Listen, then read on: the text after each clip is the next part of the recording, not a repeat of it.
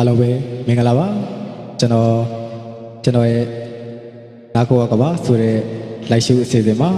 ကျွန်တော်ပထမဦးဆုံးပြည်သက်ကြီးကိုကာရဝပြုကျင်တဲ့တခြင်းလေးကတော့ကျွန်တော်ကိုယ်တိုင်ရေးစပ်ထားတဲ့မိဘမေတ္တာဖွဲ့တခြင်းလေးတစ်ပုဒ်ဖြစ်ပါတယ်